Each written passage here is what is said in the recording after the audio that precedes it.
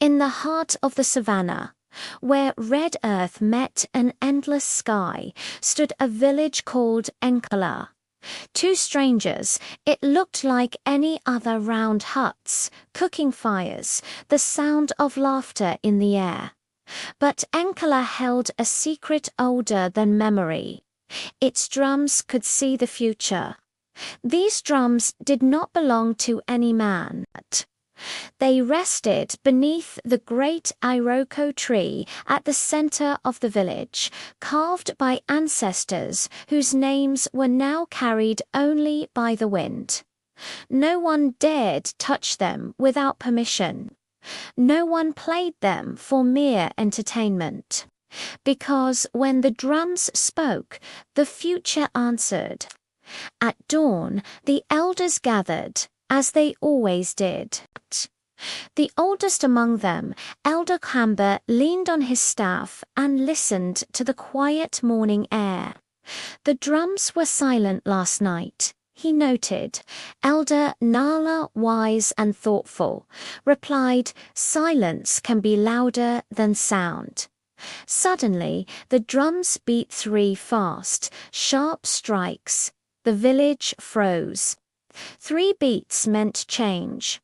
Women stopped pounding grain. Children halted their games. Even the goats fell quiet. A young woman whispered, "What does it mean?" Elder Kamba's voice was low and steady. "It means the future has begun to move." Before sunset, the meaning revealed itself. Dark clouds gathered where the sky had been clear for weeks. Rain fell hard and sudden, a life-giving torrent that saved the crops from a slow, withering death. The village rejoiced. They cheered, celebrating the drums' wisdom. The drums have spoken. They cried, their joyful ululations filling the newly clean air. But not all predictions brought joy. One night, the drums beat slowly once, twice, and once again. This rhythm meant loss. The next morning, a hunter did not return from the forest. The village mourned, but they were not surprised. The drums had warned them. Only one person questioned everything. Her name was Ao, a young girl with curious eyes and a fearless heart.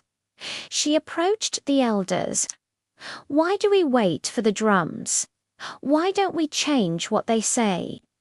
Elder Nala looked at her gently. "Child, the drums do not command, they reveal." Ao's gaze was unwavering.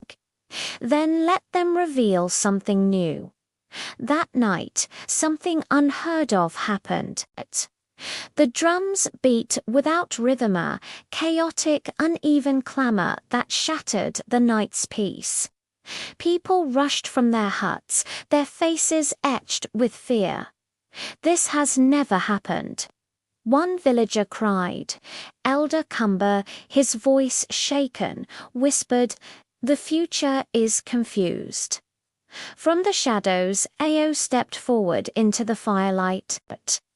"The drums are warning us," she declared, her voice clear and strong. Not of fate, but of choice.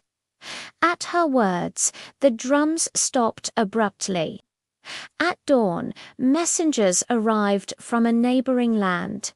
They carried weapons and faces hardened by anger.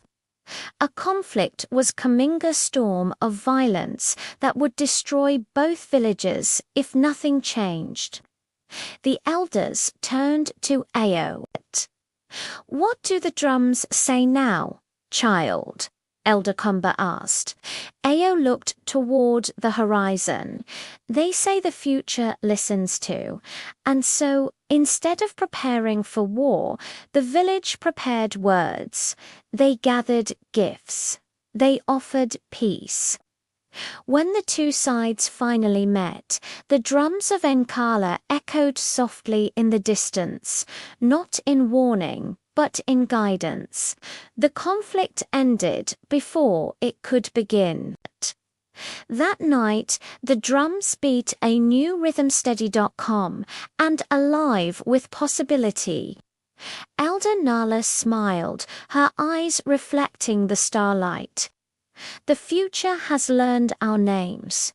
From that day on, the people of Enkala understood the drums did not predict the future to trap them. They spoke to remind them that the future can still be shaped. And so, the village where the drums predicted the future became the village that chose it. Thank you for watching. If you enjoyed this story, don't forget to like, share, and subscribe for more tales from around the world.